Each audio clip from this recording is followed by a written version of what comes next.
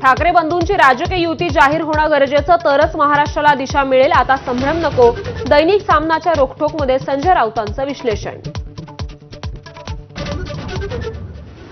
Food and ड्रगचे अधिकारी phone घेत नाहीत. संजय गायकवाडांकडून पुन्हा आक्षेपार्ह भाषेत टीका. बुलढाण्यात आश्रमशाळेतील विद्यार्थ्यांना विषबाधा झाल्यावरून गायकवाडांचा संताप अनावर. जयंत पाटील शरद पवारांच्या राष्ट्रवादीच्या प्रदेशाध्यक्षपदावरून पाय उतार झाल्याची माहिती. शशिकांत शिंदे होणार नवे प्रदेशाध्यक्ष, पण राजीनाम्याचं वृत्त खोडसाळपणाचं म्हणत जितेंद्र आव्हाडांनी फेटाळली चर्चा. आपल्याला कबड्डीत पुन्हा लक्ष घालावं लागेल, शरद पवारांचं सूचक वक्तव्य.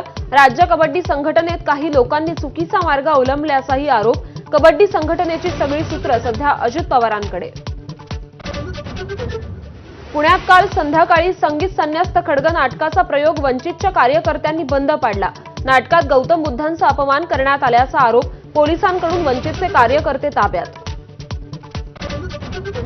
तामिळनाडूच्या तिरुवल्लूर रेल्वे स्थानकाजवळ इंधन घेऊन जाणाऱ्या मालगाडीला भीषण आग. अनेक डब्बे आगीच्या भक्ष्यस्थानी. सुदैवानं जीवितहानी नाही. हिंदी आणि भोजपुरी बोलेन पण मराठी नाही असं म्हणणाऱ्या मुजोर रिक्षा चालकाला ठाकरेंच्या शिवसैनिकांनी दिला चोप. विरारमध्ये रिक्षा चालकाला मागावी लागली माफी. बीडच्या माजलगावात 1200 रुपयांसाठी सालगड्याचं अपहरण. मध्यस्थी केलेल्या सेवानिवृत्त पोलीस अधिकाऱ्याला जंगलात नेऊन अमानुष मारहाण. 1.5 लाख रुपये लुटून तोंडावर लघुशंकाही केल्याचा प्रकार. धुळे तालुक्यात 2 महिने उलटूनही पावसाची दडी. पेरण्या केलेल्या जमिनीला पडल्या भेगा. शेतकऱ्यांवर दुबार पेरणीचं संकट. लातूरातील शेतकरी हातात नांगर घेऊन मुंबईत मंत्रालयाच्या दिशेनं रवाना. सरकारकडे कर्जमाफीसह विविध मागण्या. ठाण्याहून मुंबईकडे रवाना होताना पोलीस अडवण्याची शक्यता. नाशिकमध्ये पावसामुळे रस्त्यांची चाळण. खड्ड्यांमध्ये पाणी साचल्यानं अपघाताच्या घटना. तात्काळ उपाययोजना करण्याची स्थानिकांची मागणी.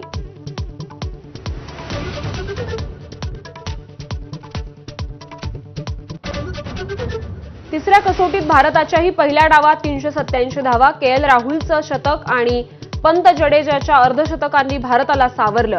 इंग्लंडच्या तिसरा दिवस अखेर 3 बाद 2 धावा.